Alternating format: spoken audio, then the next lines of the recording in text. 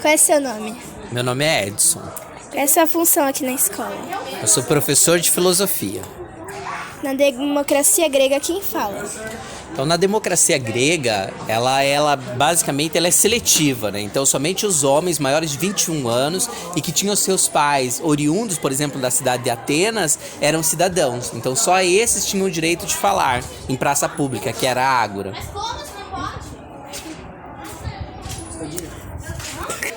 Qual é a importância das crianças na democracia atual? Então, eu acho que é bem importante a tua pergunta, porque, de modo geral, hoje a gente trabalha a ideia das crianças como pessoas cidadãs que têm condição de dizer o que elas pensam, o que elas sentem, o que elas vivem, o que elas desejam. E eu sou meio que signatário daquilo que um indígena chamado Daniel Munduruku fala, de que a criança precisa viver intensamente a sua fase de ser criança, que é o quê? Brincar. Na sociedade contemporânea, civilizada, entre aspas, as crianças assumem um papel, muitas vezes, como se fossem pequenos adultos. Então elas têm uma série de responsabilidades e elas acabam não podendo viver intensamente a sua fase. Que é o quê? A criança devia brincar, se desenvolver a partir dos jogos, das brincadeiras, onde todo mundo deveria ser responsável por ela. Mas isso não quer dizer que o direito de fala, o ato de fala dela não tenha valor, como se fosse menos importante. Não, é extremamente importante saber o que elas sentem, o que elas pensam, portanto ter um momento de qualidade, de aproximação. E no nosso mundo, o que a gente valoriza? Só o dinheiro. Então, muitas vezes as pessoas adultas, elas estão tão preocupadas em ter dinheiro que as interações que elas têm com a gente é muito pontual. Então, elas não conseguem brincar com a gente, ver o que a gente está brincando, poderem fazer um carinho e, ao mesmo tempo, instruir a gente sobre coisas que a brincadeira e o jogo permitiriam para a gente se desenvolver enquanto pessoa. Mas dizer o que eu tô vivendo, o que eu tô sentindo, as minhas dores, não é menos importante do que o outro. Então, ser cidadão, participar dessa democracia enquanto ser criança é fundamental.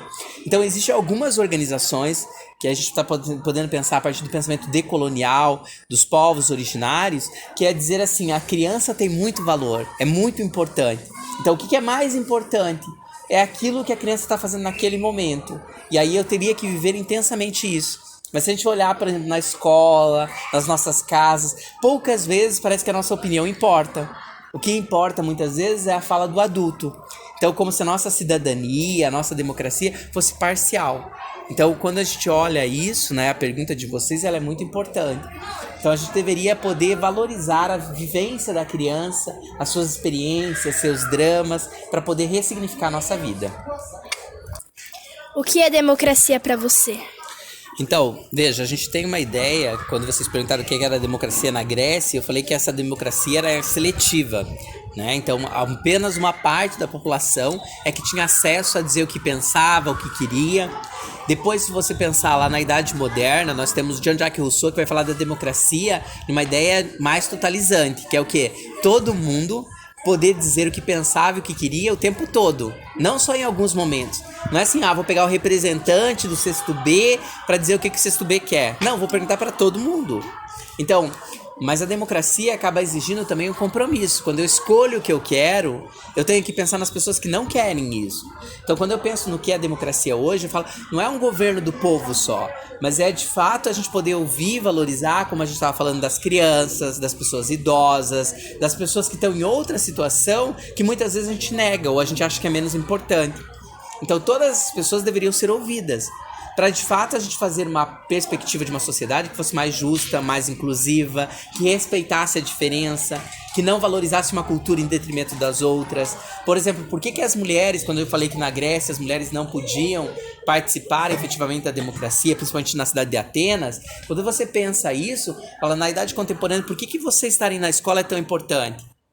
Porque estar na escola é uma possibilidade de você ter conhecimento, dizer, isso não me faz feliz, eu não estou feliz, eu quero outra coisa. Numa sociedade que exige o dinheiro, você ter uma profissão que te permite dizer, eu não estou feliz, mas eu tenho como me manter. E eu posso, entre aspas, escolher uma outra coisa, né? E escolher outra coisa não quer dizer negar as possibilidades dos outros. Então, estudar acaba sendo a possibilidade de eu poder ver o mundo e dizer, eu não quero ser oprimido, eu não quero ser violentado. Então, quando eu penso em democracia, eu penso nas possibilidades das pessoas serem ouvidas e respeitadas. Então, para mim, democracia é isso. É quando a gente consegue ouvir as pessoas, respeitar e tentar no diálogo, na conversa, estabelecer aquilo que seja um consenso, aquilo que seja bom para mim, mas que também possa ser bom para o outro. Né? Então querer o meu, como diria o Raul Seixas, não é negar o seu, mas é criar possibilidade para que você também possa ser. Então eu ser feliz não quer dizer que você tem que ser infeliz. Para que eu ganhe, você não necessariamente tem que perder. É isso que eu penso de democracia. Quando as mulheres puderem entrar na política e no trabalho? É muito significativa essa pergunta, porque quando a gente vai olhar para a história, você vai ver assim, as mulheres sempre estiveram trabalhando, sempre estiveram fazendo muitas coisas, mas elas não eram reconhecidas publicamente. Então o direito de falar não era permitido.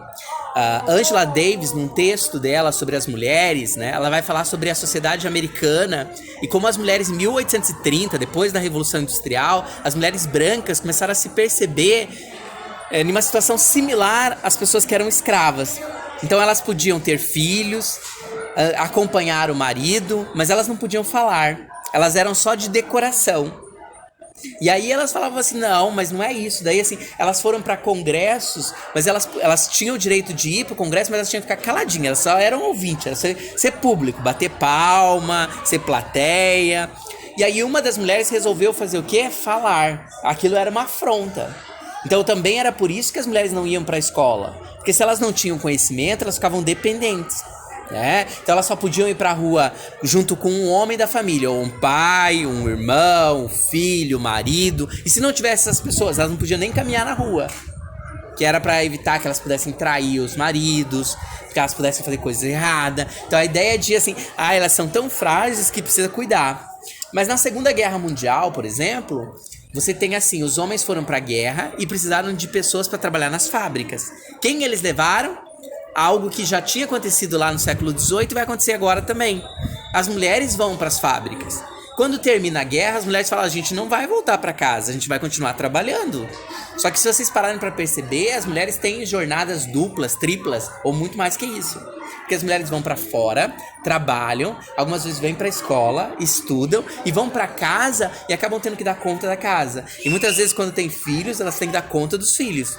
Então você fala assim, e muitas vezes os homens quando trabalham fora, mas muitas vezes chegam em casa e daí falam, tô cansado. Mas aí você fala assim, mas a mulher também foi pra fora, trabalhou, também chega em casa cansada, mas ela continua tendo que dar conta das outras coisas. Então, ou a gente pensa numa sociedade igualitária, no sentido assim, os trabalhos de casa são para todo mundo que mora na casa, homens, mulheres. Quando a gente pensa no trabalho lá fora, também é um trabalho que homens e mulheres. Então, o trabalho de prestígio, de valor, é para homem e para mulher. Né? Então, os filhos são do homem e da mulher. Então, você começa a pensar que a responsabilidade são das pessoas que vivem naquela casa e não de uma pessoa só. Então, as mulheres conseguiram o direito para o trabalho, o direito de participar da política com muita luta e muita resistência. Porque a ideia básica era bem assim, você tem que dar conta de lá fora e dar conta aqui se você quer ir. Né? E aí, assim, precisa ser respeitado. Para isso, elas precisaram estudar. Então, acaba parecendo assim: a mulher tem que ser mais competente para conseguir entrar no espaço. Então, é assim: se o homem tem que dar 2 passinhos, a mulher tem que dar 4, 5 para mostrar que ela é competente. Então, esse absurdo é o absurdo que nós temos várias mulheres importantes lutando e mostrando que não é assim que funciona. Mas isso é uma luta histórica. Então os espaços nunca foram dados, sempre foram conquistados.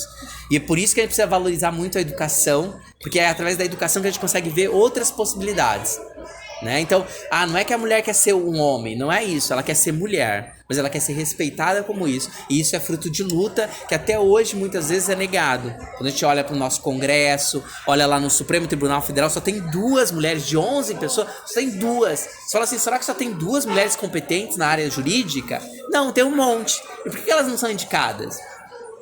Tem um monte de mulheres competentes. Quantas são vereadoras? Quantas são deputadas? Quantas são senadoras? Quantos são presidentes de uma empresa? Ué, se elas são competentes, por que elas não estão lá? Tá bom? Então acho que assim, quando a gente pensa em democracia e pensa nessa participação, a gente fala assim, as mulheres têm que lutar muito para mostrar que elas são competentes. Então elas têm que correr 2, 3 vezes mais que os homens. Mas aí a pergunta é, será que a gente quer continuar reproduzindo isso? E aí a pergunta é, o que vocês vão fazer para mudar? Então a primeira coisa, me parece, é a gente estudar e levar a sério isso aqui para ter conhecimento e falar, é possível ter uma sociedade diferente. Bom?